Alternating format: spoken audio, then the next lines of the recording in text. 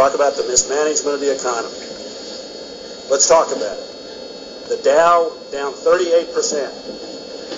The NASDAQ down 78%. The S&P down 50%. $6 trillion lost in value in 1 year.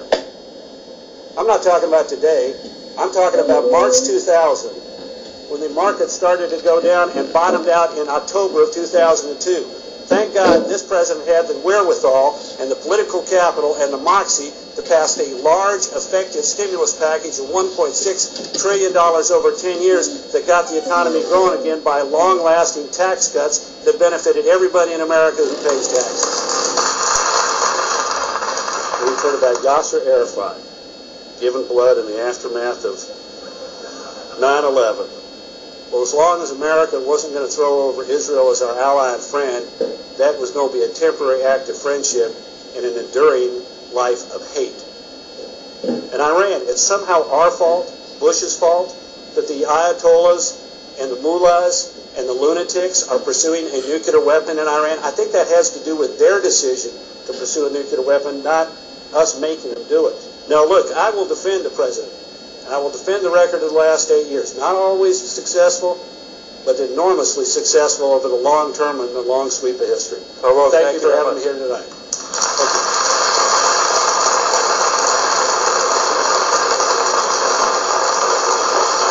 Thank you, Karl Rowe. And that concludes the opening statements. In a minute or two, we're going to come to you, the audience. But we now have the numbers that tell us your opinions as you came in off the streets tonight.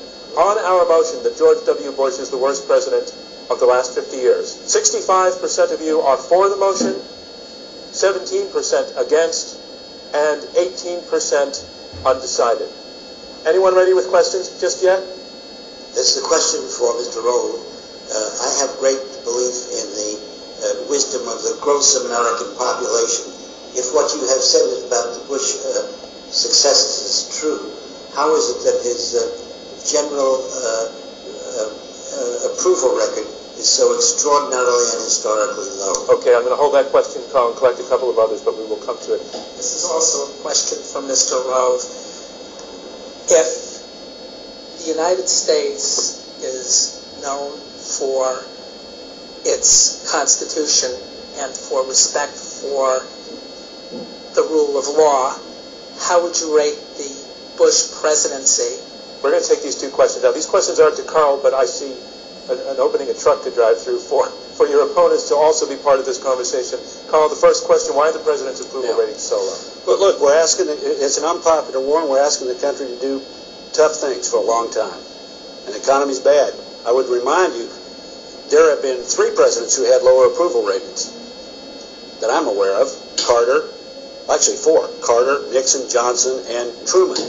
Truman left office with numbers lower than this president's. History has judged each of these men differently after their departure. Simon Jenkins, I want to bring into a conversation with Barack Obama now taking over. Does the fact that he has this terrible image with which to compare himself give him a boost? Or does the fact that American leadership has been so diminished, respect for America has been so diminished, give him a terrible starting point? Well, I think the origin of this whole part of the discussion is the response to 9/11. 9/11 is the starting point of almost everything that we've been talking about. And I think many people in Europe and around the world simply feel that America overreacted. And so did Britain, I may say. So this is not something peculiar to America. It was a feeling that some new force had been unleashed on the world, to which we had to respond by restricting our normal, customary defenses of liberty. I'm a libertarian, and I've always felt that was simply unnecessary. The reaction was an overreaction.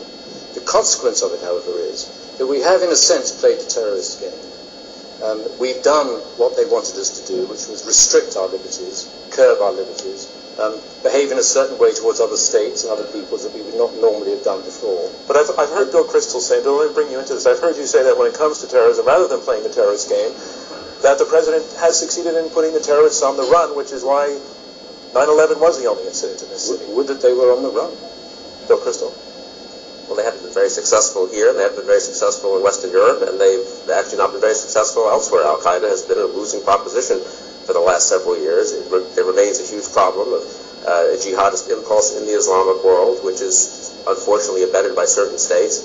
But I think Bush has done a very good job of making terror a losing proposition, which is the most important thing he could have done, taken away their momentum, which again, if we had not gone into Iraq and if we had lost in Iraq, that would have been the single most disastrous result. Bush turned that around, but I just don't buy this premise that we've radically curbed civil liberties. Bush has done less after the 9/11 attack than any other president has done, much less, much more responsible than Franklin Roosevelt was after we were attacked in World War II, and I think totally defensible and will not be changed much by Barack. But the point is, I'm amazed by, I appreciate how open-minded you are about some of these issues, but on the civil liberties issues, you're amazingly cavalier. Closing Guantanamo is no big deal. We have them here, we have them there. Torture, you won't second-guess the decisions. I mean, these go to the heart of the questions about the rule of law and the Constitution, and the question of whether terrorist suspects... Okay, well, what is the question? The question... Bush has lost fewer court decisions than almost any president has. He lost 2 5-4 decisions.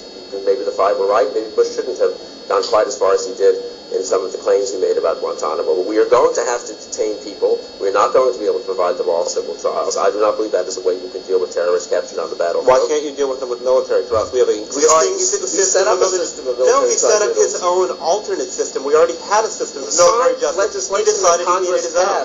He signed legislation that Congress passed in 2005 and 2006. Look, it's clever to suggest that we ought to have the style of courtroom justice we provide to our military and provide that for enemy combatants. We shouldn't. That's what we've attempted to do in the military justice system, is to the greatest possible degree possible, duplicate our civil justice.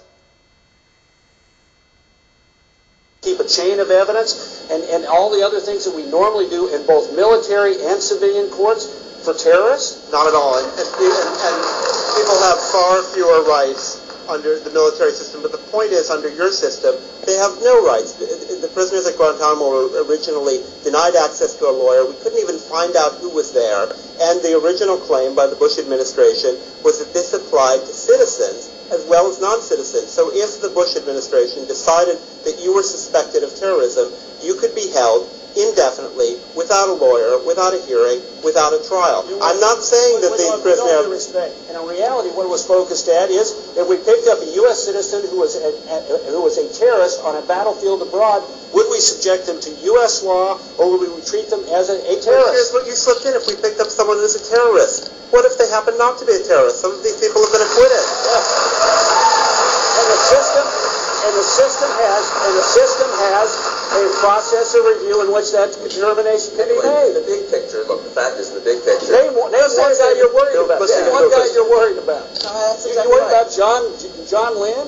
You worried about him? Was the Bush administration bad at explaining their policies, especially abroad? Yes. Did people abroad take a kind of cavalier and really hypocritical sense of, pleasure in decrying those ridiculous Americans with all this stuff? Bush went out of his way, and with great success, to say this is not a war on Islam, we need to respect everyone's rights. He was incredibly solicitous, as he should have been, of Muslim Americans. We have Muslim Americans here have a much fairer and more equal playing field that Muslims do in most of these wonderful European countries that sit around having heart attacks. About 200 people held in Guantanamo. And let's just talk. Bush made 2 Supreme Court appointments, and he is leaving an intact and functioning legal system which we can be proud of, given the threats we're facing. Simon Jenkins. What I think is extraordinary to people abroad is that those of us who are enthusiasts for American liberties cannot see why you needed to do these things. You will never persuade the outside world that you have not restricted liberty in America. You will never persuade them that you have not taken out Muslims as a particular group, and you will never